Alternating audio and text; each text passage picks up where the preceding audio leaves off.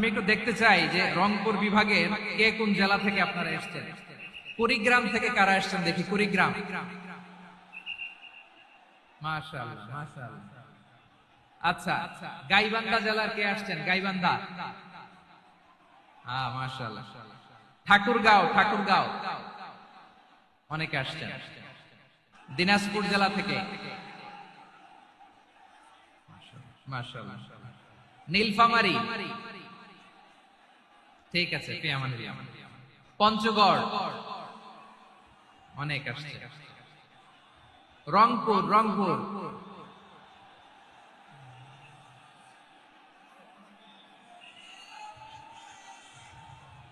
মাশাআল্লাহ মাশাআল্লাহ, ঠিক আছে। লালমনিরহাটের কারা দেখি। লালমনিরহাট,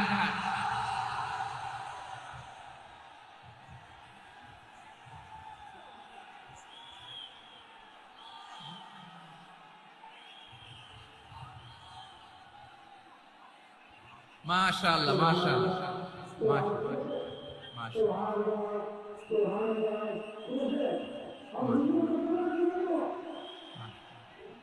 ঠিক আছে ঠিক আছে। আচ্ছা, রংপুর বিভাগের বাইরে থেকে অন্য জেলার কারা কারা আসছেন দেখি। তাও আছে অনেক, মাশাআল্লাহ, ঠিক আছে ঠিক আছে। আজকের প্রোগ্রামে উপস্থিত আছেন প্রধান অতিথি হিসেবে অধ্যক্ষ আসাদুল হাবিব দুলু ভাই, সাংগঠনিক সম্পাদক বিএনপি, জাতীয় নির্বাহী কমিটির সভাপতি জেলা বিএনপি লালমনিরহাট। বিশেষ অতিথি হিসেবে আমাদের অনেক ভাইরা এসেছেন, সবাইকে শুকরিয়া জানাই। সভাপতিত্ব করছেন জনাব আব্দুল হাকিম। আইন শৃঙ্খলা বাহিনী, প্রশাসন, ভলান্টিয়ার্স, শুনেছি আমি প্রায় ৫,০০০ ভলান্টিয়ার্স আপনারা নিয়োগ দিয়েছেন, আলহামদুলিল্লাহ। অনেক গোছালো প্রোগ্রাম। আমার প্রাণ ঢালা ভালোবাসা জানবেন, আমার হৃদয়ের গহীন থেকে ভালোবাসা নিবেন, শুভেচ্ছা জানবেন সবাই, ঠিক আছে ঠিক আছে। প্রিয় ভাইরা, আমরা আর কাল বিলম্ব না করে মূল আলোচনায় চলে যেতে চাই। আজকে যে টপিকের উপর আমি কথা বলবো, টপিকটা হচ্ছে peaceful coexistence and communal harmony, শান্তিপূর্ণ সহাবস্থান এবং সাম্প্রদায়িক সম্প্রীতি। আমাদের বাংলাদেশে সাম্প্রদায়িক সম্প্রীতি আছে না নাই? আবহমান কাল থেকে আমরা মুসলিম, হিন্দু, বৌদ্ধ, খ্রিস্টান, পাহাড়ি, নৃগোষ্ঠী মিলেমিশে একাকার, আমরা সবাই মিলে বাংলাদেশ। আওয়াজ করে বলেন ঠিক কিনা? আমাদের পারস্পরিক সম্প্রীতি, ভালোবাসা, সৌহার্দ্যপূর্ণ আচরণ, বোঝাপড়া, এটা বেশ মজবুত, বেশ মজবুত। তবে মাঝে মাঝে আমাদের এই সম্প্রীতির ভেতরে অনেকে ফাটল ধরাতে চায়। আমরা যে সুখে আছি, শান্তিতে আছি, এটা অনেকের ভালো লাগে না, ঠিক কিনা বলেন? আমাদের মধ্যে সাম্প্রদায়িক সম্প্রীতি, সৌহার্দ্যপূর্ণ আচরণ, ভালোবাসা, এটা আবহমান কাল ধরে আছে। তার প্রমাণ, আমরা তাফসিরুল মাহফিলের আয়োজন করলে আমাদের হিন্দু ভাইরা ডিস্টার্ব করেন, ঠিক কিনা? এবং আমি যদি বলি হাত তোলেন, হিন্দু ধর্মের কারা কারা এসেছেন, কত শত কত হাজার যে হাত উঠবে, আপনি অবাক হয়ে যাবেন। আমি চাচ্ছি না হাত উঠাতে। খুলনাতে সর্বশেষ যে আমি প্রোগ্রাম করে গেলাম, সেখানে কয়েকশ হিন্দু ভাই আসছে আমাদের আলোচনা শুনতে, আলহামদুলিল্লাহ। অনেক বৌদ্ধরা আসে, অনেক খ্রিস্টানরা আসে। এবার সফরেও অনেক হিন্দু ভাইরা আমার সাথে দেখা করেছে, তারা বলেছে হুজুর আমরা আপনার আলোচনা শুনি, আলহামদুলিল্লাহ বলেন। So it's our responsibility to present our religion to our non-Muslim brothers and sisters. আমাদের অমুসলিম ভাই বোনদের কাছে ইসলামের সৌন্দর্য তুলে ধরা, এটা আমাদের দায়িত্ব। We all are the ambassador of Islam. আমরা প্রত্যেকে দায়িত্বশীল, আমরা প্রত্যেকে এক একজন ইসলামের অ্যাম্বাসেডর, আলহামদুলিল্লাহ বলেন।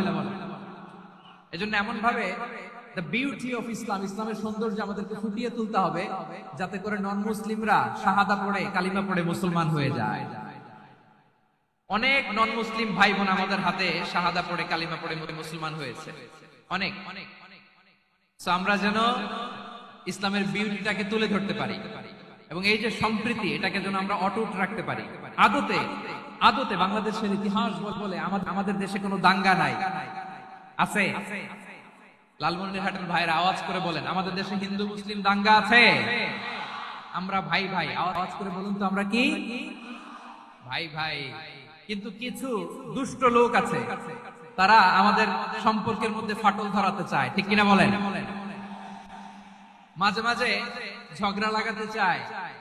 দেখবেন পত্র পত্রিকায় দেখা যায় বিভিন্ন ধর্মীয় উপাসনালয়গুলোতে হামলা চালানো হয়। এগুলো রাজনৈতিক উদ্দেশ্য প্রণোদিত, এগুলোর সাথে ইসলামের কোনো সম্পর্ক নাই। এজন্য এই দুর্বৃত্তদের ব্যাপারে আমাদের সাবধান থাকতে হবে। আমরা সবসময় যেমনি ঐক্যবদ্ধ, ইউনাইটেড, আমরা যদি এরকম ইউনাইটেড থাকি, এই সমস্ত দুর্বৃত্তদের কালো হাত ভেঙে দিতে আমাদের 1 ঘন্টাও লাগবে না। চিল্লায় বলো ঠিক কিনা? আমরা সংগঠনবদ্ধ থাকবো। এই যে আমাদের পিসফুল কোএক্সিস্টেন্স, শান্তিপূর্ণ সহাবস্থান। হিন্দুরা পূজা করে, যেদিন হিন্দুদের পূজা অনুষ্ঠান আমরা ওই দিন তাফসীর মাহফিল করি না, ঠিক কিনা বলেন? যেদিন আমাদের তাফসীরুল কোরআনের প্রোগ্রাম, ওই দিন আমাদের হিন্দু ভাইরা ডিস্টার্ব করে না। সুবহানাল্লাহ। হিন্দুদের পূজা অনুষ্ঠানে মাদ্রাসার ছাত্র যে পাহারা দেয়, গোটা বিশ্বে এরকম দৃষ্টান্ত নজির বিরল, ঠিক কিনা বলেন? আইন শৃঙ্খলা বাহিনীর পাশাপাশি মাদ্রাসার ছাত্ররা যে সেখানে পাহারা দেয়, গোটা পৃথিবীতে এই দৃষ্টান্ত আপনি পাবেন। মাদ্রাসার ছাত্ররা তারা তো কোরআনের ধারক, তারা হাদিসের ধারক, তারা কেন মন্দির পাহারা দিবে? এই সম্প্রীতিকে ধরে রাখার জন্য, এই সৌহার্দ্যকে ধরে রাখার জন্য, আমাদের পারস্পরিক ভালোবাসাকে অটুট রাখার জন্য। আওয়াজ করে বলতে হবে ঠিক কিনা? এখন বলেন, আমাদের এই ভালোবাসা অটুট থাক আমরা চাই কি চাই না? আমরা হিন্দু মুসলিম মিলেমিশে শান্তিপূর্ণ সহাবস্থান, সাম্প্রদায়িক সম্প্রীতি। লালমনিরহাটের ভাইয়ের আওয়াজ করে বলুন, এই আল্লাহ এই দেশকে তুমি বরকতময় করো, বাংলাদেশকে তুমি শান্তিময় করো। আওয়াজ করে সবাই বলেন আমিন। এই জায়গাটাতে সামান্য একটু আওয়াজ হচ্ছিল, এটাও থেমে গেছে। আলহামদুলিল্লাহ, আলহামদুলিল্লাহ। এখন একেবারে everything is in my control. মাশাআল্লাহ। ঠিক আছে, আমি মূল আলোচনায় যাই। প্রিয় ভাইরা, আমি বলেছিলাম আমার আলোচনার বিষয় হচ্ছে স্থান, সাম্প্রদায়িক সম্প্রীতি। আমরা দেখব ইসলাম আমাদেরকে কি কি দিক নির্দেশনা দেয়। শান্ত হইতে হবে। খরগোশের কানের মতো কান দুটো আমার দিকে করে রাখেন। আমি এখনো উঠে যাব, হাত মারায় লাভ নাই, আমি উঠে যাব। তাকায় থাকো আর কান খাড়া, আওয়াজ হবে না। হ্যাঁ, মাশাআল্লাহ, মাশাআল্লাহ। ঠিক আছে। আমরা দেখবো যে রাসূল সাল্লাল্লাহু আলাইহি ওয়াসাল্লাম এই পিসফুল কোএক্সিস্টেন্সের জন্য আমাদের কি শিখিয়েছেন, কি কি গাইডলাইন দিয়েছেন। আমরা 1 2 3 4 করে এগুলো আপনাদের সাথে শেয়ার করব। আমি আপনাদের খেদমতে সূরাতুল আনআমের 108 নম্বর আয়াত তেলাওয়াত করেছি। এখানে আল্লাহ রাব্বুল ইজ্জা ওয়াল জালাল তিনি ইরশাদ করছেন, ওয়ালা তাসুবুল্লাযীনা ইয়াদউনা মিন দুনিল্লাহি ফায়াসুবুল্লাহা আদওয়ান কাযালিকা যায়্যান্না লিকুল্লি উম্মাতিন আমালাহুম থুম্মা ইলা রাব্বিহিম মারজিউহুম ফায়ুনাব্বিউহুম বিমা কানু ইয়ামালুন।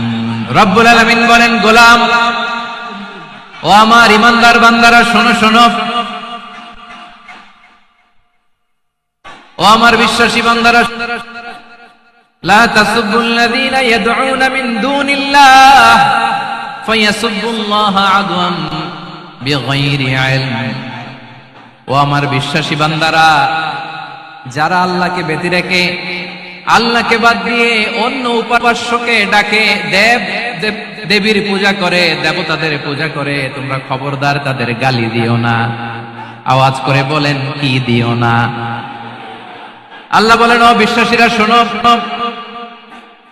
যারা আল্লাহকে বেছে রেখে দেব দেবীর পূজা করে, অন্য উপাস্যের পূজা করে, তাদেরকে ডাকে, ওই দেবতাদেরকে তোমরা গালি দিও না। যদি ওই দেবতাদেরকে গালি দাও, তাহলে ভুলবশত, শত্রুতাবশত তারা তোমাদের রব আল্লাহকে গালি দেবে, ঠিক কিনা? গালি দাও, ওরা রেগে তোমার আল্লাহরে গালি দেবে, তাহলে আল্লাহরে গালি খাওয়ানোর কারণ হয়ে গেলাম আমি, ঠিক কিনা বলেন?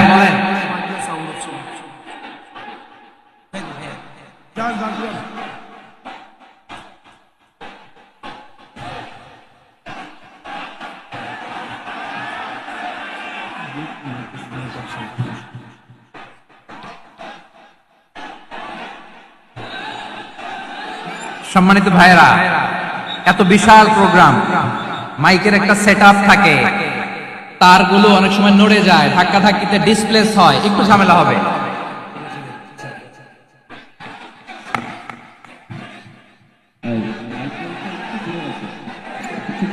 ব্যাস ব্যাস ব্যাস, হ্যাঁ ঠিক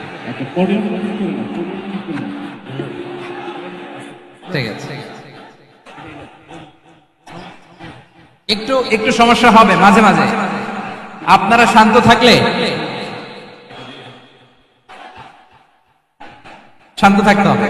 এইভাবে সাউন্ড নাই, এই নাই, এই বলতে বলতে আমার সময়ও নাই, উঠে যেতে হবে, এগুলো বোকামি। এই বিভাগীয় প্রোগ্রামগুলোতে যাই, চিৎকার চেঁচামেচি করে তোমরা আসো, সময় শেষ, আমাকে উঠে যেতে হয়, আমরা তো বঞ্চিত হলাম। গুরুত্বপূর্ণ অনেক কথা শোনাবো তোমাদের, অনেক। প্রিয় ভাইরা, আপনারা শান্ত হয়ে বসুন, শান্ত হয়ে। রব্বুল আলামিন বলেন, আল্লাহ ছাড়া যারা অন্যান্য উপাস্যদেরকে ডাকে, দেবতাদেরকে ডাকে, তাদেরকে তোমরা গালি দিও না। ওই সমস্ত দেবতাদেরকে যদি তোমরা গালি দাও, তাহলে তারা আল্লাহকে গালি দিবে, ঠিক কিনা বলে? আমরা দেবতাদের গালি দিলে ওরা আল্লাহকে গালি দিবে। রব্বুল আলামিন বলেন, খবরদার দেবতাদেরকে গালি দিও না, তাহলে ওরা তোমার রব আল্লাহরে গালি দেবে। প্রতিটি জাতির জন্য তাদের কাজকে আমি আল্লাহ সুশোভিত করে রেখেছি, তারা সবাই একদিন আমার কাছেই ফিরে আসবে। এরপর আমি রব্বুল আলামিন তাদের আমলনামা তাদেরকে জানিয়ে দেব। সুবহানাল্লাহ পড়ে। প্রিয় ভাইরা, আল্লাহ তাআলা বলেছেন, খবরদার গালি দিও না। আদেশটা কার? আওয়াজ করে বলেন তো। হিন্দুদের দেবতা দেবদেবীদেরকে গালি দেওয়া যাবে না, আওয়াজ করে বলুন প্রিয় ভাইরা, এই আদেশটা কার? এই আপনাদের গলার আওয়াজ। অন্য ধর্মের দেবতাদেরকে যে গালি দেওয়া যাবে না, এই আদেশটা কার? আরো জোরে বলুন, কার? গালি দিবেন কোন দেবতাকে? দিবেন? যদি দেন, তাহলে ওরা আল্লাহরে গালি দিবে। তাহলে আল্লাহরে গালি খাওয়াইলো কে? আপনি, ঠিক কিনা বলেন?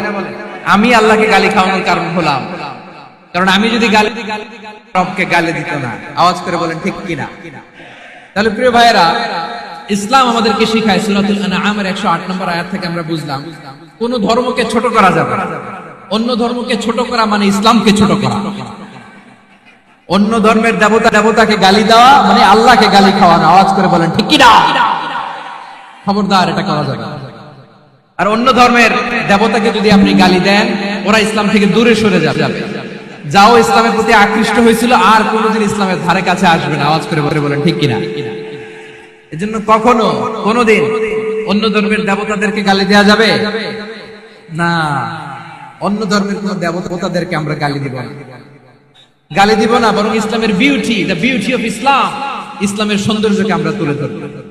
আমরা যদি বিশ্বনবী সাল্লাল্লাহু আলাইহি ওয়াসাল্লামের জীবনের দিকে তাকাই, বিষ্ণু ইসলাম মক্কাতে কিংবা মদিনাতে অন্য ধর্মের লোকদের সাথে খুব পিসফুলি লাইফ লিড করেছেন।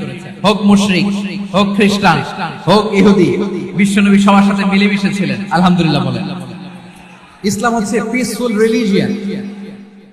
অন্য ধর্মের প্রতি সহনশীলতার সবক ইসলাম আমাদেরকে দেয়। কিন্তু প্রতিটি মুসলিমের এটা মনে রাখতে হবে, আল্লাহর কাছে পছন্দনীয় গ্রহণযোগ্য ধর্ম, জীবন আদর্শ একটি, সেটা হচ্ছে ইসলাম। আওয়াজ করে বলেন সেটা কি? লালমনিরহাটের ভাইয়েরা, আওয়াজ করে বলুন আল্লাহর কাছে মনোনীত।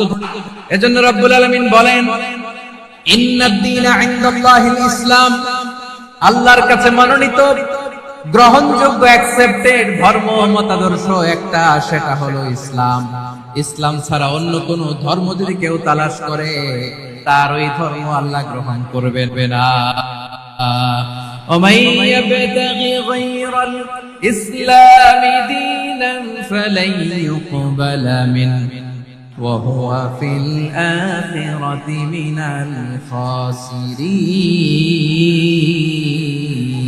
الخاسرين. Whoever seeks anything except Islam, that won't be accepted from him, and he will be loser in the day of judgment. কিয়ামতের দিন ইসলাম ছাড়া কেউ যদি অন্য কোন ধর্ম তালাশ করেছে দুনিয়াতে, তার এই মতাদর্শ গ্রহণ করা হবে না, and he will be loser. সে হবে লুজার, ক্ষতিগ্রস্ত, হাই হাই কোম্পানির ম্যানেজার। ওর আমও শেষ, সালাও শেষ। আওয়াজ করে বলেন ঠিক কিনা? এজন্য ইসলাম পেয়ে আমরা খুশি না বেজার? প্রত্যেক নামাজ শেষে আমরা আল্লাহরে বলি আল্লাহ ওয়াবিল ইসলামি দীনা ওয়া মুহাম্মাদিন নাবিয়ান ওয়া রাসূলা। ও আল্লাহ, তোমারে রব হিসেবে পেয়ে আমরা খুশি। ও আল্লাহ, ইসলামকে ধর্ম হিসেবে পেয়ে আমরা খুশি। বিশ্ব নবীকে আমাদের রাসূল পেয়ে আমরা খুশি। ঠিক কিনা বলে? ইসলাম ছাড়া অন্য কোন ধর্ম আমরা গ্রহণ করব না। ঠিক কিনা বলেন? আল্লাহর কাছে অ্যাকসেপ্টেড রিলিজিয়ন একটা, সেটা ইসলাম। তো বিশ্বনবী সাল্লাল্লাহু আলাইহি ওয়াসাল্লাম মক্কাতে কিংবা মদিনাতে খুব পিসফুলি এক্সিস্ট করেছেন, যে কোনো ধর্মের সাথে মিলেমিশে চলেছেন। তার প্রমাণ আমরা যদি রাসূল সাল্লাল্লাহু আলাইহি ওয়াসাল্লামের বায়োগ্রাফির দিকে তাকাই, তাহলে দেখব তিনি মুশরিকদের সাথে পিস ট্রিটি করেছেন, শান্তি চুক্তি, পিস ট্রিটি, পিস এগ্রিমেন্ট। আপনারা হুদাইবিয়ার সন্ধির নাম শুনেছেন? আমার লালমনিরহাটের কলিজার টুকরা ভাইরা, হুদাইবিয়ার সন্ধির নাম আপনারা শুনেন নাই? ষষ্ঠ হিজরিতে বিষ্ণু ইসলাম মুশরিকদের সাথে এই ট্রিটি করেছেন, চুক্তি। কাদের সাথে? মুশরিকদের সাথে। আমরা তো মুসলমান বসতে পারি না। আমরা দুই মুসলিম ভাই একসাথে বসে চা খেতে পারি না, গল্প করতে পারি না। বিষ্ণু ইসলাম মুশরিকদের সাথে ট্রিটি করেছেন, হুদাইবিয়ার সন্ধি। এই সন্ধির আগে মক্কা থেকে কেউ মদিনায় যেতে পারে না, মদিনা থেকে কেউ মক্কায় যেতে পারে না। কিন্তু এই সন্ধির পরে ট্রাফিক স্বাভাবিক হয়ে গেল, মক্কার লোকেরা মদিনায় আসতে পারে। এটাকে বলে সুলহে Hudaibiya, the peace agreement of Hudaibiya, শান্তি চুক্তি। আমরা পৃথিবীতে এখন অনেক শান্তি চুক্তির নাম শুনি, এগুলো সব the piece treaty of Hudaibiya থেকে কপি করা। আল্লাহু আকবার। তাহলে বিশ্বনবী সাল্লাল্লাহু আলাইহি সাল্লাম তিনি যে শান্তিপূর্ণ সহাবস্থানে বিশ্বাসী ছিলেন, মুসলমানেরা যে অন্য ধর্মের প্রতি সহনশীল, তার প্রমাণ হচ্ছে এই পিস ট্রিটি। শুধু তাই নয়, মাইকের সাউন্ডটা একটু বাড়াই দিতে হবে, খুব দুর্বল, একটু মজবুত করতে হবে, আর একটু ক্লিন করতে হবে, আর সবগুলা জায়গায় সাউন্ড যাচ্ছে কিনা একটু ক্রস চেক করতে হবে। হ্যাঁ, পাবেন দিচ্ছে মাইক অপারেটর যিনি আছেন, প্রতিটি জায়গায় প্রতিটি সাউন্ড বক্সে যেন আওয়াজ পাওয়া যায়, একটু ক্রস চেক করেন, সাউন্ডটাকে একটু স্ট্রং করে দেন। হ্যাঁ, ঠিক আছে, মাশাআল্লাহ। এদিকে তাকান, এদিকে। মক্কার পার্ট গেল, পিস এগ্রিমেন্ট করলেন, শান্তি চুক্তি। বিষ্ণু ইসলাম মদিনায় যে কি করলেন? মদিনায় যে বিষ্ণু ইসলাম মদিনা চার্টার করলেন, মদিনা সনদ, সাহিফাতুল মদিনা, এটার বলে মদিনা চার্টার। যে ওয়েস্টে, ইউরোপে, আমেরিকাতে সব চার্টার মদিনা চার্টার থেকে কপি করা। আওয়াজ করে পড়েন সুবহানাল্লাহ।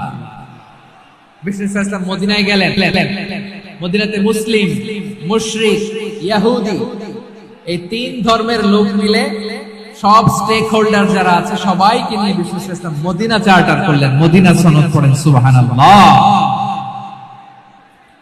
শুধু তাই নয়, মক্কাতে বিশ্বনবী পিস এগ্রিমেন্ট করলেন, শান্তি চুক্তি মুশরিকদের সাথে। মদিনাতে যে বিশ্বনবী মদিনা চার্টার করলেন, মদিনা সনদ করলেন ইহুদিদের সাথে। আবার মদিনাতে বিশ্বনবী ইহুদিদের সাথে পিস ডায়ালগ করলেন, ইন্টারফেথ ডায়ালগ করলেন, আন্তধর্মীয় সংলাপ করলেন। যে সংলাপের মূল ভিত্তি ছিল তাওহীদ। মূল ভিত্তি ছিল কি? তাওহীদ। বিশ্বনবী ইহুদিদেরকে ডাকলেন, আহ্বান করলেন, قل يا أهل الكتاب تعالوا إلى كلمة سواء بيننا وبينكم ألا نعبد إلا الله ولا نشرك به شيئا ولا يتخذ بعضنا بعضا أربابا من دون الله فإن تولوا فقولوا اشهدوا بأننا مسلمون। সুবহানাল্লাহ পড়েন। বিশ্বনবী মদিনার ইহুদিদের ডেকে বললেন, ও ইহুদিরা, শোনো শোনো, আসো এমন একটা আদর্শের প্রশ্নে আমরা একত্রিত হই, যে আদর্শের প্রচার তোমাদের নবীরাও করেছে, আমিও করি, যে আদর্শের কথা তোমাদের পবিত্র ধর্মগ্রন্থগুলোতে আছে, আমার কোরআনেও আছে, সেটা হলো তাওহীদ। আল্লাহর সাথে কাউরে শরীক করব না, আল্লাহ ছাড়া কাউরে রব মানব না। পড়েন সুবহানাল্লাহ। প্রিয় লালমনিরহাটের ভাইরা, মদিনাতে যেয়ে তিনি মদিনা চার্টার করলেন, মদিনা সনদ, পিস ডায়ালগ করলেন, শান্তির সংলাপ, ইন্টারফেথ ডায়ালগ করলেন, আন্তঃধর্মীয় সংলাপ, যার ভিত্তি ছিল তাওহীদ। সুবহানাল্লাহ পড়েন। তাহলে অন্য ধর্মের প্রতি সব সময় ইসলাম সহনশীল, টলারেন্স। যদি আপনি দেখতে চান ইসলামের নবী বিশ্ব নবীর দিকে তাকান, ঠিক কিনা বলেন? আমরা তো সংখ্যালঘুদের রাইটস প্রোটেক্ট করার জন্য কত আইন বানাই, কত বৈঠক করি, কত সংবাদ সম্মেলন করি। বিষ্ণু সাল্লাল্লাহু আলাইহি ওয়াসাল্লাম সংখ্যালঘুদের রাইটস এর ব্যাপারে, অধিকারের ব্যাপারে যে কথা বলেছেন, শুনলে আপনি অবাক হয়ে যাবেন। বিশ্বনবী বলেন, আলা আও ইনতাকাসাহু আও কাল্লাফাহু ফাওকা তাআতিহি আও কাল্লাফাহু ফাওকা তাকাতিহি আও আখাযা মিনহু শাইআন বিগাইরি তিবি নাফসিন ওয়া আনা হাজিজুহু ইয়াউমাল কিয়ামা। খবরদার, জেনে রাখেন, কেউ যদি কোনো সংখ্যালঘুর উপরে অত্যাচার করে, কোন সংখ্যালঘুর প্রাপ্য থেকে যদি কেউ কাউকে ঠকায়, সংখ্যালঘুর উপর যদি কেউ কষ্ট দেয়, কোন সংখ্যালঘুর সম্পদ যদি কেউ জোর করে কেড়ে নেয়, আমি কিয়ামতের দিন বিশ্বনবী ওই সংখ্যালঘুর পক্ষে আর ওই মুসলমানদের বিপক্ষে বাদী হয়ে দাঁড়াবো। সুবহানাল্লাহ বলতে পারলেন না? আল্লাহু আকবার। আপনি নামাজি, আপনি মুসল্লি, আপনি হাজী সাহেব, তাহাজ্জুদ পড়তে পড়তে কপালে দাগ ফেলে দিবেন, আপনার প্রতিবেশী হিন্দু, ভাবছেন আমার তো পাওয়ার আছে, ওর জমিটা দখল করি। বিশ্বনবী বলেন, কিয়ামতের দিন ওই হিন্দুর পক্ষে তোর বিরুদ্ধে আমি বাদী হয়ে দাঁড়াবো। পৃথিবীর কোন ধর্মের স্টেটমেন্ট পাবেন? পাবেন? আপনি ভাবছেন আপনি নামাজ পড়লে জান্নাতে চলে যাবেন না? খবরদার। বিশ্বনবী বলেন, কোন সংখ্যালঘুর উপর যদি কেউ আক্রমণ করে, তার প্রাপ্য তাকে না দিয়ে যদি তাকে ঠকায়, তার উপর জুলুম করে, তার সম্পদ যদি কেড়ে নেয়, আমি নবী, তুমি মুসলিম হইতে পারো, তোমার বিপক্ষে আল্লাহর দরবারে বাদী হয়ে দাঁড়াবে। আচ্ছা লালমনিরহাটের ভাইরা, কথা বুঝতে পারলে আওয়াজ করে উত্তর দেন। বিশ্বনবী যদি কারো বিপক্ষে দাঁড়ায় কিয়ামতের দিন, আই রিপিট, আমি আবারও বলছি, বিশ্বনবী যদি কিয়ামতের দিন কারো বিপক্ষে দাঁড়ায়, কত সেলসেলায়া জান্নাতি, তাই না? জান্নাতীরা, যে নবীর সুপারিশ ছাড়া জান্নাতের গেটও দেখা যাবে না, ওই নবী যদি বলে তোর বিপক্ষে আমি বাদী হয়ে দাঁড়াবো, ওই জান্নাতে আর ঢোকার কোনো সুযোগ আমাদের থাকবে? এখানেই শেষ না আমার প্রিয় লালমনিরহাটের ভাইয়েরা, এখানেই শেষ নয়। বিশ্বনবী বলেন, মান কাতালা মুআহাদান, বুখারীর বর্ণনা, মান কাতালা মুআহাদান লাম ইয়ারাহ রাইহাতাল জান্নাহ। কেউ যদি, কোন মুসলিম যদি অন্যায় ভাবে কোন সংখ্যালঘুকে হত্যা করে, কোন হিন্দুকে হত্যা করে, কোন বৌদ্ধরে হত্যা করে, অন্যায় ভাবে কোন মুসলিম যদি কোন সংখ্যালঘুরে হত্যা করে, ওই মুসলিম জান্নাতের ঘ্রাণও পাবে না। সেই বুখারীর বর্ণনা, মান খাতালা মুআহাদান লাম ইয়ারাহ রাইহাতাল জান্নাহ ওয়া ইন্না রিহাহা লা ইউজাদু মিন মাসিরাতি 40 আমা। যে জান্নাতের ঘ্রাণ পড়েন। প্রিয় ভাইরা, এখান থেকে জান্নাতে পৌঁছতে লাগবে 40 বছর। এত দূর। কত বছর? সবাই বলেন, কত বছর? এখান থেকে জান্নাতে পৌঁছতে লাগবে 40 বছর। এত দূরে থাকতেই জান্নাতের ঘ্রাণ আপনার নাকে এসে ধাক্কা মারে। বিশ্বনবী বলেন, যে ব্যক্তি কোন সংখ্যালঘুকে হত্যা করে, জান্নাতের ঘ্রাণ তো পাবেই, জান্নাতে তো ঢুকতে পারবেই না, জান্নাতের ঘ্রাণও তার নাকে লাগবে না। পড়েন নাউযুবিল্লাহ। তাহলে সংখ্যালঘুদের ব্যাপারে ইসলামে অধিকার দেয়া আছে না নাই? লালমনিরহাটের ভাইয়ের আওয়াজ করে বলেন, আমার সংখ্যালঘু হিন্দু ভাইদের রাইটস, অধিকার আমাদের ইসলামে প্রোটেক্টেড আছে না নাই? এখানেই শেষ না। বিষ্ণু ইসলাম আপনার অমুসলিম প্রতিবেশীর সাথে ভালো আচরণ করতে বলেছে। আমাদের হয় না, এটা মুসলিম পাড়া, ওটা বৌদ্ধ পাড়া, হয় না? অনেক সময় হয় না, এটা আমাদের মুসলিম পাড়া, ওইটা হিন্দু পাড়া, এরকম আছে না নাই? লালমনিরহাটে নাই না? আছে? হিন্দু যদি আপনার প্রতিবেশী হয় কি করবেন? ওরে কষ্ট দিবেন নাকি? কেন? ও তো হিন্দু, ও তো আমার আল্লাহরে ডাকে না, ওরে কষ্ট দিলে জায়েজ হবে না? খবরদার। বিষ্ণু ইসা ইসলাম বলেন, মান কানা ইউমিনু বিল্লাহ ওয়াল ইয়াউমিল আখির ফালিকরিম জারাহ, যে আল্লাহ বিশ্বাস করে আর আখিরাতে বিশ্বাস করে সেজন্য প্রতিবেশীর সাথে ভালো আচরণ করে। সুবহানাল্লাহ। কলিজা জুড়ায় যায় না আমার নবীর কথাগুলো শুনলে? যে আল্লাহ বিশ্বাস করে, যে আখিরাতে বিশ্বাস করে সেজন্য প্রতিবেশীর সাথে ভালো আচরণ করে। এখানে বলছে মুসলিম প্রতিবেশী বলছে, নামাজি প্রতিবেশী বলছে, আল্লাহওয়ালা প্রতিবেশী বলছে না। প্রতিবেশী আস্তিক হোক নাস্তিক হোক, প্রতিবেশী মুমিন হোক মুশরিক হোক, প্রতিবেশী হইলেই তার সাথে ভালো আচরণের দরকার আছে না নাই? আমার প্রিয় লালমনিরহাটের ভাইরা, বিষ্ণু ইসা ইসলাম ওনার ইহুদি প্রতিবেশীদের দেখাশোনা করতেন। আওয়াজ না শোনা যাক, আমারও তো দেখা যায়, আমারও তো দেখা যায়। তাকায় থাকে, তাকায় থাকলে সওয়াব হবে। কোরআনের কথা যেখান থেকে হয় এদিকে তাকায় থাকলেই বরকত। তাকায় থাকে। জি জি, মাইক, আমি তার মাইক ঠিক করতে আসি না এদিকে, এই মাইক ঠিক করব ওই মাইক ঠিক করব, ওদিকে পাইলট বলে হুজুর চলে আসেন। জি বসুন বসুন, মাশাআল্লাহ। হ্যাঁ খুব শান্ত, ঠিক আছে। পুলিশ ভাইরা না খেয়ে দিনরাত আপনারা যাতে সুশৃঙ্খল একটা প্রোগ্রাম উপহার পান এটাই চেষ্টা করতেছে, আপনাদেরকে কষ্ট দিতে আসে না, একটু একটু সহযোগিতা করেন। জি মাশাআল্লাহ। হ্যাঁ ঠিক আছে। আমার প্রিয় ভাইরা, প্রতিবেশী আস্তিক হোক নাস্তিক হোক, মুসলিম হোক হিন্দু হোক, তার সাথে ভালো আছে। বিষ্ণু ইসা ইসলাম ওনার ইহুদি প্রতিবেশীর বাসায় যেতেন। কোন প্রতিবেশী? ইহুদি। আওয়াজ করে বলেন, কোন প্রতিবেশী? ইহুদি। এক ইহুদি কিশোর বিষ্ণু ইসা ইসলামের খেদমত করতে, ইহুদি ছেলে আমার নবীর খেদমত করতো, তারা ছিল নবীর প্রতিবেশী। তো অনেকদিন হয় ইহুদি ছেলেটা আসে না। বিষ্ণুনবী খোঁজ দিলেন, ঘটনা কি? একটা ইহুদি ছেলে না আমার খেদমতে আসতো, ছেলেটা কই? খোঁজ নিয়ে জানলেন ছেলেটা অসুস্থ। বিষ্ণু ইসা ইসলাম ওই ইহুদির বাড়িতে চলে গেলেন ওই ছেলেটাকে দেখা করার, ভিজিট করার জন্য। সুবহানাল্লাহ পড়বেন না? গেলেন, যে দেখে ইহুদি ছেলেটা মুমূর্ষ, জান যায় যায় ভাব, বিছানায় পড়ে আছে, তার বাবা দাঁড়ানো। বিশ্বনবী তার মাথার পাশে বসলেন, মাথায় হাত বুলিয়ে দিলেন আর ছেলেটাকে বললেন, আসলিম, হে ইহুদি ছেলে, আসলিম, ইসলাম ধর্ম গ্রহণ করো। তো ছোট্ট ছেলে ভাবে আমরা ইহুদি, এখন ইসলাম ধর্ম গ্রহণ করলে আব্বা যদি বকা দেয়, ফানাযারা ইলা ওয়াজহি আবি, ছেলেটা তার বাবার চেহারার দিকে তাকালো, দেখে আব্বা কি করে। আব্বা যদি বলে তাইলে ইসলাম ধর্ম গ্রহণ করো।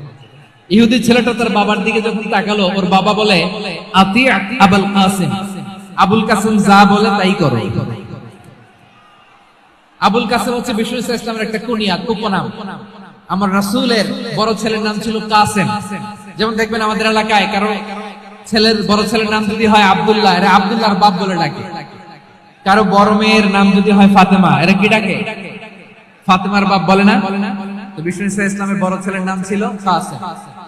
ইহুদি বাবা বলল, আতি আবুল কাসেম, আবুল কাসেম যা বলে তাই শোনো, মানে মুহাম্মদ যা বলে তাই শোনো। এই কথা শুনে ছেলে সাহস পাইছে, ছেলে আবার পড়তে আরম্ভ করলো, আশহাদু আল্লা ইলাহা ইল্লাল্লাহ ওয়া আশহাদু আন্না মুহাম্মাদার রাসূলুল্লাহ, পড়েন আল্লাহু আকবার। বিশ্বনবীর আহ্বান শুনে ওই আহ্বানে সাড়া দিয়ে ইহুদি ছেলে শাহাদা পড়ে মুসলমান হয়ে গেল। তার হৃদয়টারে ঈমানের নূর দিয়ে আলোকিত করে দিল কে? প্রিয় ভাইরা, এবার রাসূল সাল্লাল্লাহু আলাইহি ওয়াসাল্লাম বের হয়ে আসলেন ঘর থেকে আর বললেন, আলহামদুলিল্লাহিল্লাযী আনকাযাহু মিনান নার, প্রশংসা সে আল্লাহ, যে আল্লাহ জাহান্নামে চলে যাচ্ছিল প্রায় এমন একটা লোককে মুহূর্তের মধ্যে কালেমায়ে শাহাদাতের বদৌলতে জান্নাতি বানায় দিলেন। আওয়াজ করে পড়েন সুবহানাল্লাহ। এই হাদিস থেকে আমরা কি শিখলাম? What is the moral of the story? এক নাম্বার স্টোরি হলো, প্রতিবেশী ইহুদি হোক হিন্দু হোক, যাবেন, সুসম্পর্ক রাখবেন, উপহার দিবেন, বিপদে পাশে দাঁড়াবেন, তাইলেই তো আপনাদের প্রতি, মুসলমানদের প্রতি তারা আকৃষ্ট হবে, ঠিক কিনা বলেন? আপনি যদি হিন্দুদের সাথে বৌদ্ধদের সাথে নাই মিশেন, নাস্তিকের কাছে নাই যান, তো ইসলামের সৌন্দর্যটা ওরা বুঝবে কেমনে? আমার অনেক হিন্দু পরিচিত ভাই আছে, ওরা আমাদের ইফতারের প্রোগ্রামে এসে একসাথে ইফতারি করে। অনেক মদখোর আমার সাথে বসে একসাথে ডিনার করে, হাফ প্যান্ট পরা, গলায় স্বর্ণের চেইন, হাতে স্বর্ণের ব্রেসলেট, আয়েশা আমার সাথে ডিনার করছে, আছে এরকম গাঁজাখোর।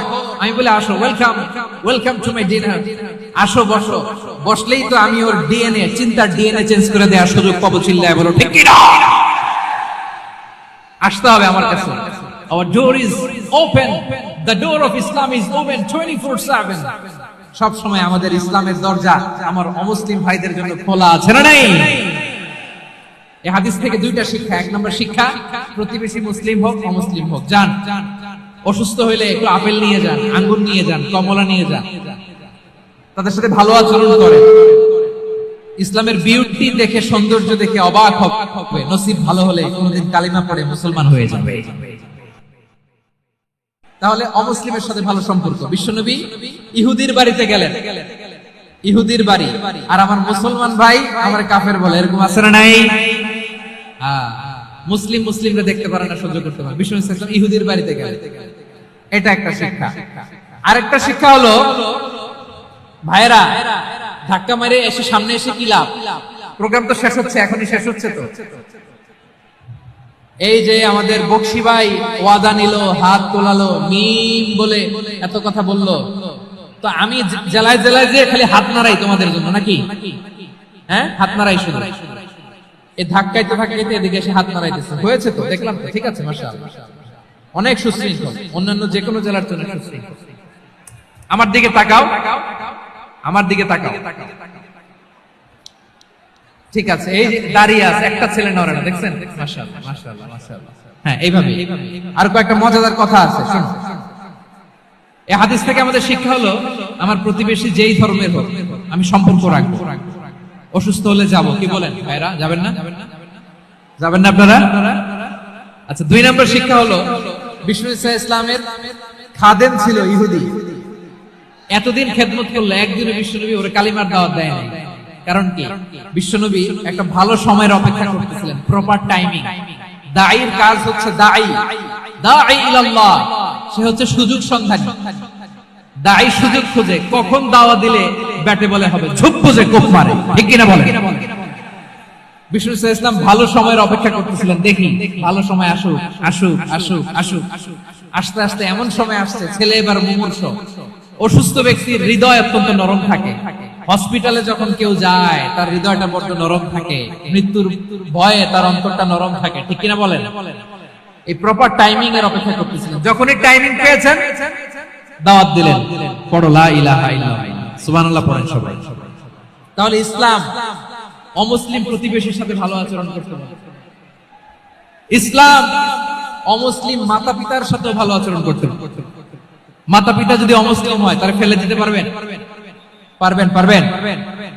আমার লালমনিরহাটের ভাইরা, অনেক হিন্দু ছেলে আমাদের হাতে শাহাদা পড়ে মুসলিম হয়, কিন্তু ওর মা মুসলমান হয় নাই, বাবাও হয় নাই, এরকম আছে না নাই? তো ও হয়েছে মুসলিম, মা বাপ হিন্দু, এখন মা বাপ কি বাদ? হ্যাঁ, মা বাপ বাদ দেয়া যাবে? যেই মা আপনারে 9 মাস 8 মাস পেটে ধারণ করলো, আপনার মায়ের নার ছেঁড়া ধন, আপনি ওই মারে বাদ দিতে পারবেন? যে মায়ের বুকের তাজা দুধ খেয়ে আপনি আজকে বাড়ন্ত তাজা তর তাজা, ওই মারে বাদ দেয়া যাবে? মায়ের এক ধারে দুধের দাম, কাটিয়া গায়ের চাম, পাপোশ বানাইলে ঋণের শোধ হবে না, এমন দরদি ভাবে কেউ হবে না আমার মাহা গো। মায়ের এক ধারে দুধের দাম, কাটিয়া গায়ের চাম, পাপোশ বানাইলে ঋণের শোধ হবে না, এমন দরদি ভাবে কেউ হবে না আমার মাহা গো, ঠিক কিনা? মাকে তো বাদ দেওয়া যায় না। وَقَضَى رَبُّكَ أَلَّا تَعْبُدُوا إِلَّا وَالِدَيْنِ إِحْسَانًا, আল্লাহ বলে অবধারিত 2টা ভার্ডিক্ট তোমাদের জন্য, এক আল্লাহর ইবাদত করবা আর মা বাবার প্রতি ইহসান করবা। আদেশটা কার? মা বাবার প্রতি ইহসান করতে হবে। আমার মা হিন্দু হোক, ভালো আচরণ করতে হবে, বৌদ্ধ হোক, ভালো আচরণ করতে হবে। আমার যে সমস্ত হিন্দু ভাইয়েরা মুসলিম হয়েছে, তোমাদের মা বাবা এখনো মুসলমান হয় নাই, তাদের সাথে ভালো আচরণ করতে হবে, আপনাদের খেদমত নিজে করতে হবে অথবা খেদমতের ব্যবস্থা করাই দিতে হবে। মান্থলি যে খরচ লাগে এটা দিতে হবে। আরে তুমি এখন মুসলিম, তোমার মা বাবা হিন্দু, এখনই তো সুযোগ ইসলামের সৌন্দর্য দেখানো। এখন মা বাবা যদি দেখে আরে এটা হিন্দু থাকতে তোকে তো বদমাইশ ছিল, বেয়াদব ছিল, কি এমন ধর্ম সে গ্রহণ করলো যেটা গ্রহণের সাথে সাথে সে পাল্টে গেল?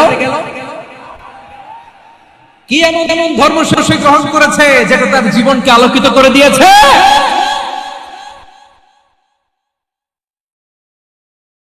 পড়ে মুসলমান হয়ে যাবে। আবু বকর রাদিয়াল্লাহু তাআলা আনহুর মেয়ে, আবু বকর রাদিয়াল্লাহু তাআলা আনহুর আরেক মেয়ের নাম হচ্ছে আসমা। কি নাম? দুজনই আবু বকর রাদিয়াল্লাহু তাআলা আনহুর মেয়ে, আসমা আর আয়েশা। নাম দুটো কেমন লাগে? আসমা নামটা কেমন লাগে? আয়েশা নামটা কেমন লাগে? সবার ভালো লাগে নাই? নাম দুটো আপনাদের ভালো লাগে? লালমনির হাটে অনাগত যদি কন্যা সন্তান হয়, যদি মনে চায় আসমা রেখে দিতে পারবে, যদি মনে চায় আয়েশা রেখে দিয়ে। দেশে বিদেশে এয়ারপোর্টে রাস্তা ঘাটে শুধু বলে হুজুর একটা নাম দেন, আমার ছেলের একটা নাম দেন, মেয়ের একটা নাম দেন। আমার মনে আছে যশোরের আবদিনের মাহফিলে আমি একটা দুইটা নাম দিয়েছিলাম। আজকে লালমনির হাটের এই প্রোগ্রামে কন্যা সন্তান যদি হয় দুটো নাম দিলাম, আসমা কিংবা আয়েশা। ইনশাআল্লাহ পড়েন। দুজন বোন, এক মায়ের, বাবা এক, মা দুইজন। আয়েশা রাদিয়াল্লাহু তাআলা আনহার মায়ের নাম উম্মে রুমান, আর আসমা রাদিয়াল্লাহু তাআলা আনহার মায়ের নাম কুতাইলা বিনতে আব্দুল উজ্জা। আবু বকর রাদিয়াল্লাহু তাআলা আনহু চারটা বিয়ে করেছেন। তো একই ঘটনা ঘটেছে এই ফ্যামিলিতে। আসমা ইসলাম ধর্ম গ্রহণ করে মুসলিমা, কিন্তু তার মা কুতাইলা মুশরিকা। আই রিপিট, বোঝার জন্য আমি আবারও বলি, আসমা রাদিয়াল্লাহু তাআলা আনহা মুসলিমা, আর আসমার মা কুতাইলা, আওয়াজ করে বুঝে থাকলে বলেন, আসমার মা মুশরিকা। তার মানে মেয়ে মুসলিম, মা অমুসলিম। ভেজাল আছে না নাই? কিন্তু কুতাইলা আর ধৈর্য ধারণ করতে পারে না। নার ছেড়া ধন, কলিজার টুকরা ধন, কলিজার টুকরা সন্তান আসমারে দেখতে বড্ড মন চায়। সাইয়েদনা আসমা রাদিয়াল্লাহু তাআলা আনহা মক্কা থেকে হিজরত করে মদিনায় চলে গেলেন। হুদাইবিয়ার পর যখন মক্কা মদিনার ট্রাফিক স্বাভাবিক হলো, মক্কার লোক মদিনায় যায়, মদিনার লোক মক্কায় আসে। কুতাইলা কলিজার টুকরা সন্তান আসমারে দেখার জন্য কিছু উপহার নিয়ে বিশাল মরুপথ পাড়ি দিয়ে মক্কা থেকে মদিনায় যায়। সুবহানাল্লাহ বলেন। এখন মা আসছে মেয়ের সাথে দেখা করতে, মেয়ে তো আর দেখা দেয় না। মেয়ে ভাবছে আমার মা তো মুশরিকা, অপবিত্রা, তার সাথে কি দেখা দেয়া যাবে? বিশ্ব নবীর দরবারে চলে গেলেন। সুবহানাল্লাহ বলেন। কি সৌভাগ্যবান ছিল তারা, মাসলা জানার দরকার হলেই নবীর দরবারে চলে যেত। ঘরে বউয়ের সাথে ঝগড়া হলে নবীর দরবারে চলে যেত। অনেক সাহাবী বলে আমার পেটে ক্ষুধা লাগলো আমি নবীর কাছে চলে যেতাম, কারণ নবীর চেহারার দিকে তাকালেই আমার পেটের ক্ষুধা মিটে যেত। সাইয়েদনা আসমা রাদিয়াল্লাহু তাআলা আনহা বিশ্ব নবীর কাছে চলে গেলেন, যে বললেন ইয়া রাসূলুল্লাহ ইয়া হাবিবাল্লাহ ইন্না উম্মি কাদিমাতুন ইলাইয়া ওয়া হিয়া রাগিবা। আমার মা মক্কা থেকে অনেক দূর মরুর পথ পাড়ি দিয়ে উপহার সামগ্রী নিয়ে মদিনায় আমার সাথে দেখা করতে এসেছে গো নবী। আমার জানতে বড্ড ইচ্ছে হয় আমি আমার মুশরিকা মায়ের সাথে একটু দেখা করতে পারবো কিনা। আফা আসিলুহা, আগে যেমনি আমি আমার মায়ের সাথে ভালো আচরণ করতাম, যেমনি আমি আমার মায়ের সাথে সদাচরণ করতাম গো নবী, এখন আমি মুসলিমা, মা মুশরিকা, এখনো কি আগের মতো সদাচরণ করতে পারবো নাকি? বিশ্বনবী বললেন নাম সিদিহা, মা অবশ্যই অবশ্যই আগে ঠিক যেমন তুমি তোমার মায়ের সাথে ভালো আচরণ করতে, এখনো তেমনি আগের মতো ভালো আচরণ করবা। আওয়াজ করে পড়েন সুবহানাল্লাহ। কি ইসলাম আমরা পেয়েছি! কত ব্রড মাইন্ডেড আমাদের ইসলাম, কত ওপেন মাইন্ডেড ইসলাম, কত ওপেন আপ করতে পারে, চিন্তা করতে পারে। বিষ্ণু বললেন হ্যাঁ অবশ্যই, নাম সুলিহা, আগে যেমনি ভালো আচরণ করছো আসমা, এখন ওইরকমই করো, পারলে আরো বাড়ায় করো। সুবহানাল্লাহ বলেন। তাহলে আমার যে হিন্দু ভাইরা, হিন্দু বোনেরা, ইমানের বদৌলতে দৌলতে আপনি ধন্য হয়েছেন, আপনার আম্মা আব্বা এখনো মুসলমান হয় নাই, তাদের জন্য দোয়া করেন, তাদের জন্য দোয়া করেন, আল্লাহ যেন তাদেরকেও ঈমানের দৌলত দান করেন। আমরা সবাই পড়ি আমিন, আরো জোরে পড়েন আমিন। এখন বলেন, ইসলাম কি ন্যারো মাইন্ডেড রিলিজিয়ন না ব্রড মাইন্ডেড? লালমনিরহাটের যুবক ভাইরা আওয়াজ করো, ইসলাম কি ন্যারো মাইন্ডেড না ব্রড মাইন্ডেড? কতটা ব্রড মাইন্ডেড দেখেন। বিশ্বনবী সাল্লাল্লাহু আলাইহি সাল্লাম অমুসলিমরা যদি নবীকে উপহার দিত, ওই উপহারও বিশ্বনবী গ্রহণ করতেন। সুবহানাল্লাহ পড়েন। আপনার অমুসলিম বন্ধু যদি উপহার দেয়, সেটাও আপনি নিতে পারবেন, যেটা নেওয়া যায়। কিন্তু আপনার বন্ধু যদি আপনার মদের বোতল দেয়, নিতে পারবেন? হ্যাঁ, মদের বোতল দিলে পারবেন। আপনার বন্ধু যদি আপনার পর্ক দেয়, পর্ক, শুকরের গোশত মিশ্রিত কোনো খাবার, ওটা নিতে পারবেন না। হালাল যে কোনো জিনিস নিতে পারবেন। বিশ্বনবী সাল্লাল্লাহু আলাইহি ওয়াসাল্লাম অমুসলিমদের দেয়া হাদিয়া গ্রহণ করতেন। কেমন নবী ছিলেন? আমার নবীরে চিনে নেন, আমার নবীর অ্যাটিটিউড জেনে নেন। বিশ্বনবী সাল্লাল্লাহু আলাইহি ওয়াসাল্লাম যখন কোন জনপদে যেতেন, তিনটা অপশন নিয়ে যেতেন। প্রিয় ভাইয়ের আওয়াজ করে বলতে হবে, কোন জনপদে গেলে আমার নবীর অপশন থাকতো কয়টা? আমার মতো তিন আঙ্গুল উঁচু করে দেখান আর বলুন, আমার নবী কোন জনপদে গেলে কয়টা অপশন নিয়ে যেতেন? এক নাম্বার অপশন, আসলিম তাসলাম। নতুন এলাকায় গেলে বলতেন আসলিম তাসলাম, ইসলাম ধর্ম গ্রহণ করো, শান্তিতে থাকবা, আমার ভাই হয়ে যাও, আমরা ভাই ভাই। ইসলাম মানো, আমরা ভাই ভাই। অপশন নাম্বার কত? এক। যদি বলে না ইসলাম মানবো না, ওকে, অপশন নাম্বার 2, মুসলিম হওয়ার দরকার নাই, লা ইকরাহা ফিদ্দিন, ইসলামে কোনো বাড়াবাড়ি নাই।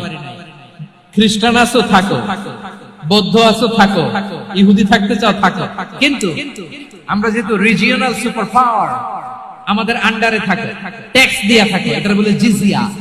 আলেম যারা আছেন বুঝবেন, এটা আরবিতে কি বলে? জিজিয়া। You pay us the tax, we will give you the security. তোমরা ট্যাক্স দিবা, আমরা সিকিউরিটি দিব, আমাদের আওতায় থাকবা, কেউ তোমাদেরকে আক্রমণ করতে পারবে না, আমরা নিরাপত্তা দিব। সুবহানাল্লাহ বলেন। এটা অপশন নাম্বার কত? আচ্ছা, বুঝে থাকলে বলেন, এক নাম্বার অপশন কি ছিল? ইসলাম। ইসলাম মানো, শান্তিতে থাকবা, ভাই ভাই, আমরা ভাই ভাই। অপশন নাম্বার 2, ট্যাক্স দাও, আমরা নিরাপত্তা দিব, মুসলিম হওয়া লাগবে না। এখন এক নাম্বারও মানে না, 2 নাম্বারও মানে না, মুসলিম হবো না, ভালো, খ্রিস্টান থাকো, ট্যাক্স দাও, আমরা সিকিউরিটি দিব না, এটাও মানে না। বিষ্ণু বলেন, তাহলে তলোয়ার আমাদের আর তোমাদের মাঝে ফয়সালা করবে, মুসলিমও হবে না, ট্যাক্স দিবা, নিরাপত্তা দিব, আমাদের, আমরা সুপার পাওয়ার, আমাদের আন্ডারে থাকবে, এটাও না। তাহলে তোমাদেরকে তো আমরা বিশ্বাস করতে পারি না, কখন না কখন বিশ্বাসঘাতকতা করো, কার সাথে মিলে হাত মিলাও, তলোয়ার আমাদের মাঝে ফয়সালা করবে। তখন তিনি জিহাদের সশস্ত্র সংগ্রামের ঘোষণা দিতেন। সুবহানাল্লাহ পড়েন। দেখেন, পশ্চিমারা জিহাদকে এইভাবে চিত্রায়িত করে না, ওরা জিহাদ বলতে বোঝায় তলোয়ার, হাত কাটো, গলা কাটো, না, জিহাদ সশস্ত্র সংগ্রাম 3 নম্বরে। অধিকাংশ ক্ষেত্রেই বিশ্বনবীর সুন্দর আচরণ দেখে, আরে আমার নবীর যে নুরানি চেহারা, অনেকে তো কেবল সিরেফ চেহারাটা দেখে কালিমা পড়ে মুসলমান হয়ে গিয়েছে। যারা মুসলিম হয় নাই, তারা তাদের ইসলামী বলবৎ ছিল, ট্যাক্স দিয়ে ইসলামের আন্ডারে ছিল। যারা এটাও মানে নাই, ওইটাও মানে নাই, তাদের বিরুদ্ধে জিহাদ। বিষ্ণু ইসলাম 7ম হিজরিতে যখন খায়বার বিজয়ের পরে ইসলাম রিজিওনাল সুপার পাওয়ার হিসেবে আত্মপ্রকাশ করলো, বিশ্বনবী চিঠি লিখলেন অন্যান্য সুপার পাওয়ারের কাছে, রাষ্ট্রীয় চিঠি লেখে এক রাষ্ট্রপ্রধান আরেক রাষ্ট্রপ্রধানের কাছে, ঠিক কিনা বলেন? জানেন না আপনারা? এই যে 24-এর ছাত্র নাগরিক অভ্যুত্থানে, এই অভ্যুত্থান যখন শুরু হয়, আমি তখন সাউথ আফ্রিকাতে, একটা স্ট্যাটাস দিয়েছিলাম, গোটা নয় গোটা দেশ সংস্কার করা লাগবে। শুধু বাংলাদেশ নয়, সারা বিশ্বের বাংলা ভাষাভাষী লোকেরা এই আন্দোলনের সাথে সমর্থন তারা করেছে, এটাকে সাপোর্ট করেছে, তারা সমর্থন দিয়েছে। আমাদের ইউনাইটেড আরব আমিরাতের বাংলাদেশি ভাইরা, তারা সেখানে রাস্তায় নেমে এসেছিল, জানেন?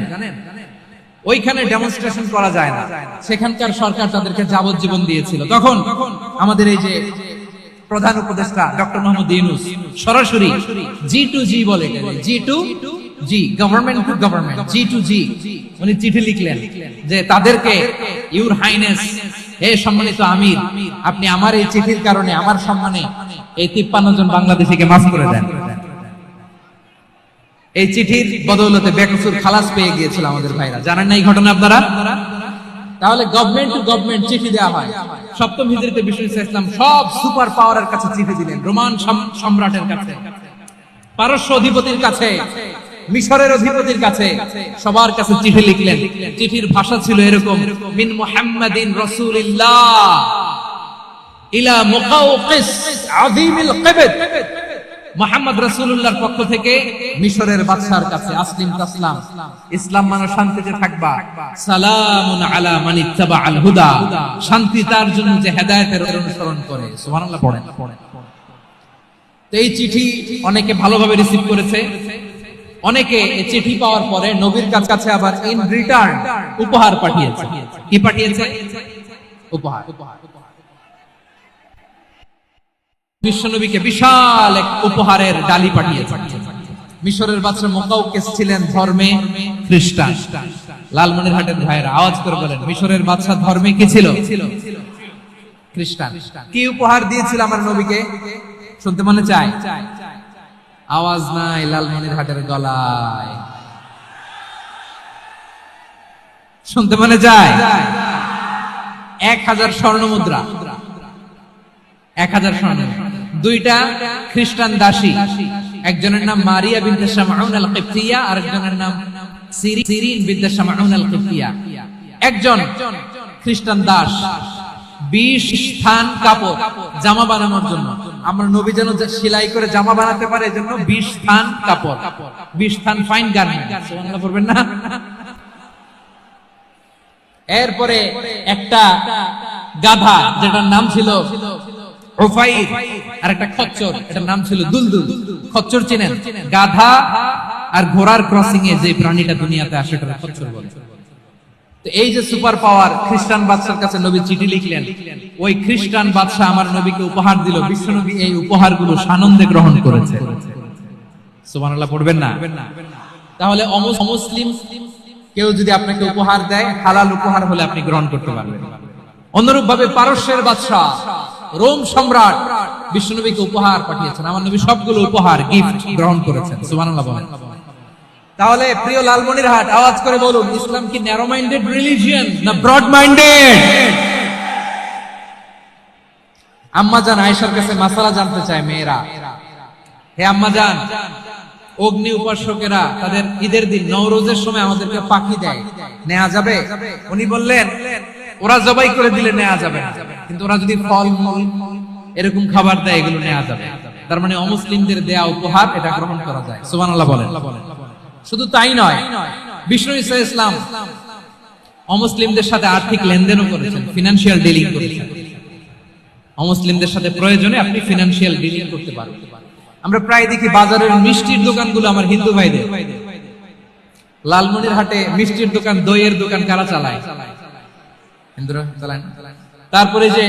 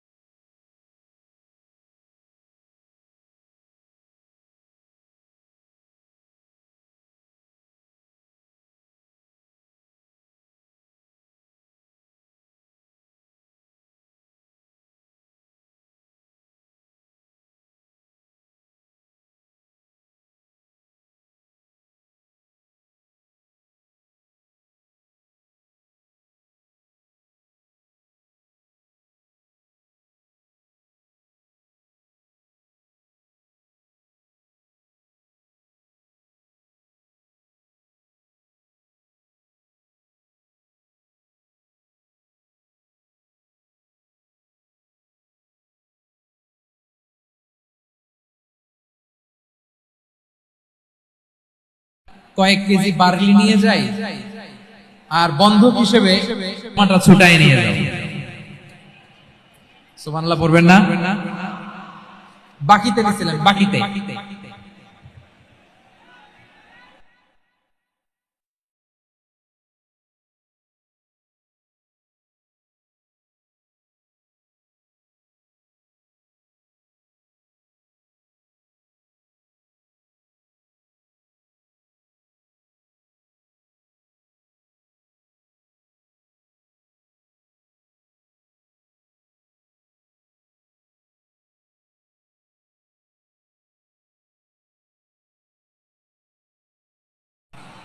এ থেকে বোঝা গেল অমুসলিমদের সাথে ফিনান্সির বারান্দায় ইয়ার্ডের মধ্যে অটোমেটিক্যালি কিছু আমব্রেলা আছে, সাঁ করে খুলে যায় আর সূর্যের তাপ লাগে না। আবার সন্ধ্যাবেলায় এই আমব্রেলা গুলো ওরা ক্লোজ করে ফেলে, দেখেন নাই না?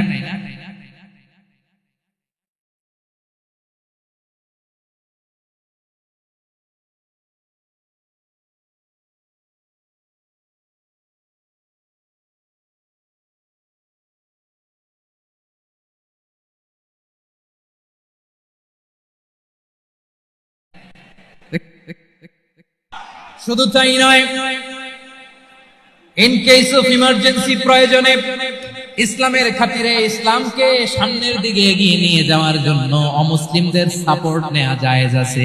সুবহানাল্লাহ বলেন। অমুসলিমদের সাপোর্ট নেয়া, তাদের থেকে অর্থ নেয়া, পলিটিক্যাল সাপোর্ট, পলিটিক্যাল অ্যাসাইলাম নেওয়া জায়েজ আছে। আমাদের অনেক বিশ্ববরেণ্য দায়ীরা আমেরিকায় অস্থায়ীভাবে অ্যাসাইলাম নিয়ে থাকে, নিজের দেশে গেলে ফাঁসিতে ঝুলাই দিবে। যুগ যুগ ধরে দায়ীদের উপর এরকম অত্যাচার আর নির্যাতন আছে না নাই? মিশরের অনেক দায়ীরা পাশ্চাত্যে যে থাকে, এই যে তারা পলিটিক্যাল অ্যাসাইলাম নিয়ে থাকে, রাজনৈতিক আশ্রয়, এটা জায়েজ আছে না? এটা যে জায়েজ আছে তার প্রমাণ স্বয়ং বিশ্বনবী সাল্লাল্লাহু আলাইহি ওয়াসাল্লাম পলিটিক্যাল সাপোর্ট নিয়েছিলেন অমুসলিমদের কাছ থেকে। সুবহানাল্লাহ বলেন। খুব মজাদার একটা ঘটনা শুনবেন, আপনাদের আগ্রহ দেখে তো মনে হয় না শোনার ইচ্ছা আছে। আছে আছে, গলায় জোর আছে। লিল্লাহি লিল্লাহি তাকবীর, নারায়ে মাশাআল্লাহ।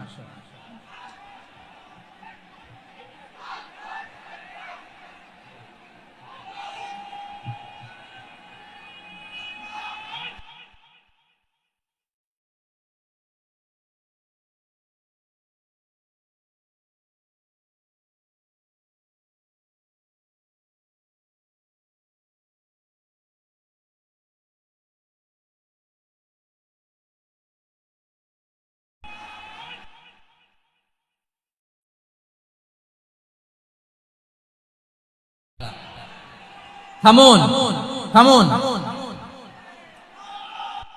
বছর বিশ্বনবীর সবচেয়ে কাছের মানুষ খাদিজা রাদিয়াল্লাহু তাআলা আনহা ইন্তেকাল করেছেন। বিশ্বনবী বড্ড কষ্ট পেলেন, হৃদয়টা ভেঙে খান খান। যিনি ঘরের ভেতরে বিশ্বনবীকে সান্ত্বনা দিতেন, ভালোবাসা দিতেন, বাইরে গেলে কুরাইশরা বকাঝকা করে, অত্যাচার করে, কিন্তু আম্মা জান খাদিজা রাদিয়াল্লাহু তাআলা আনহা ঘরটারে এমন শান্তির নীড় বানায় রেখেছেন, এই ঘরের ভিতরে ঢুকলে বিশ্বনবীর কলিজাটা ঠান্ডা হয়ে যেত। এজন্য রব্বুল আলামিন বলেন, খাদিজা, ও আমার বান্দি খাদিজা, জান্নাতে এমন স্পেশাল একটা ঘর আমি তোমার জন্য রেডি করে রেখেছি। ওই ঘরের মধ্যে কোনো আওয়াজ নাই, ওই ঘরের মধ্যে কোনো নয়েজ নাই, ওই ঘরে কোনো বিশৃঙ্খলা নাই। কারণ মক্কার জমিনে আমার নবী কুরাইশদের বিশৃঙ্খলা, নয়েজ আর ঝামেলাগুলোকে উপেক্ষা করে যখন তোমার ঘরের ভিতরে ঢুকতো, ঘরটারে তুমি শান্তির নীড়, ঠান্ডা, নীরব, নিস্তব্ধ, নিঝুম আর শান্তির নীড় বানিয়ে রেখেছো। এজন্য জান্নাতে স্পেশাল একটা শান্তির নীড় আমি তোমারে উপহার দেব। ওই প্রিয়তমা স্ত্রী খাদিজা ইন্তেকাল করলেন, বিশ্বনবীর হৃদয় ভেঙে খান খান। আবার ওনার চাচা আবু তালেব ইন্তেকাল করলেন, যিনি পলিটিক্যাল শেল্টার দিতেন নবীকে। কে দিতেন? আবু তালেবের ভয়ে, বিশ্বনবীর এই চাচার ভয়ে কোন মুশরিক নবীর গায়ে হাত দেওয়ার সাহস পায় নাই। এখন স্ত্রীও নাই, চাচা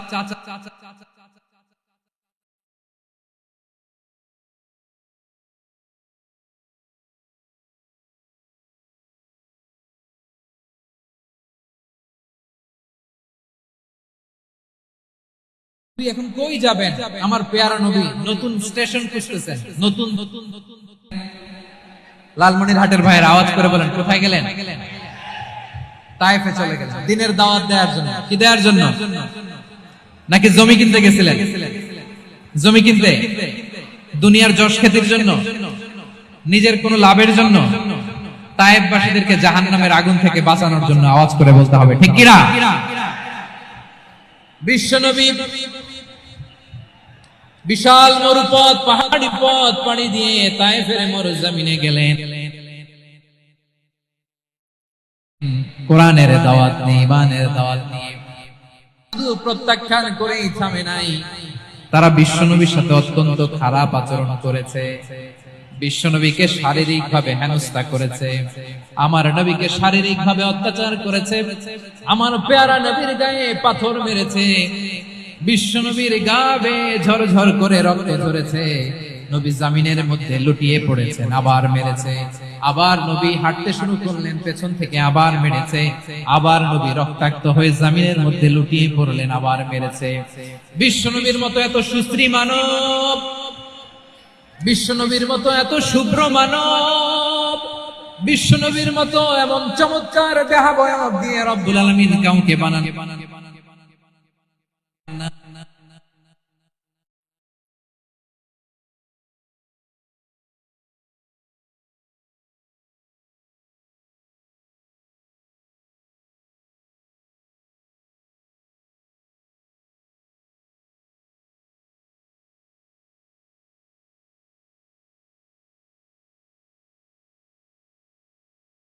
কিনা বলে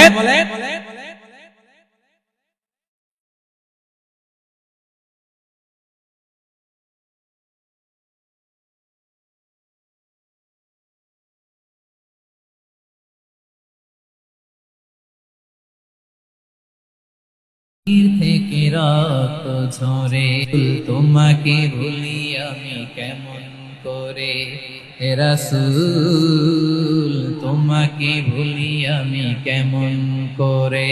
পারেন না আপনারা? ধরুন আমার সাথে, হাজার ব্যথা বেদনার পরে ফিরে আসনি তুমি আপন ঘরে, দিনের আলো তুমি ছড়িয়ে দিতে চলে গেলে মদিনায় মক্কা ছেড়ে, হে রাসূল তোমাকে ভুলি আমি কেমন করে, হে রাসূল তোমাকে ভুলি আমি কেমন করে। ঠিক কিনা বলে? প্রিয় ভাইরা, তাইফের ছেলেরা নবীকে রক্তাক্ত করে, আমার নবী কই যাবে? কই যাবে? মক্কায় জায়গা নাই, তাইফে জায়গা নাই। তাইফ থেকে ভারাক্রান্ত মন নিয়ে আমার নবী মক্কায় ফিরে আসলেন। বিশ্ব নবী মক্কায় ঢুকতে পারেন না। মক্কার মরুভূমির দিকে তাকিয়ে, উপত্যকার দিকে তাকিয়ে বিশ্বনবী ধা ধা করে কাঁদেন, ঝরঝর করে নবীর চেহারা মোবারক থেকে চোখের পানিগুলো বেয়ে বেয়ে পড়ে। আমার জন্মস্থান, আমার শৈশব, কৈশোর, যৌবন কেটেছে এই মক্কায়, আমার এলাকায় আমি ঢুকতে পারি না। বিশ্বনবী মক্কার অনতি দূরে দাঁড়িয়ে যায়েদকে পাঠালেন, যায়েদ যাও দেখো কেউ আমাকে সাপোর্ট করার মতো আছে কিনা, যাও অমুকের কাছে যাও। সাইয়েদনা যায়েদ গেলেন।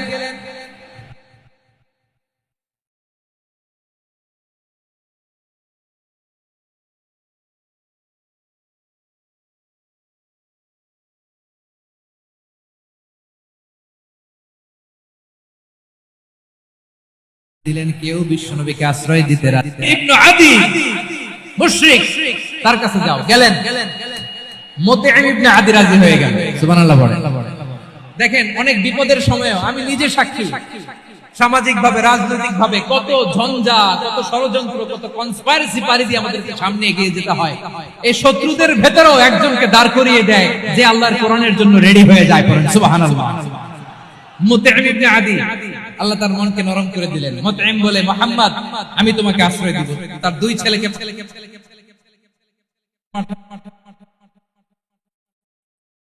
বললেন যাও, খোলা তলোয়ার নিয়ে, স্কট দিয়ে, গার্ড অফ অনার দিয়ে মুহাম্মদকে মক্কায় ঢুকাও আর বলো আমি আমান দেব। আমান কি দিব? আমান মানে সিকিউরিটি, নিরাপত্তা। সিকিউরিটি ছাড়া আমান দেওয়া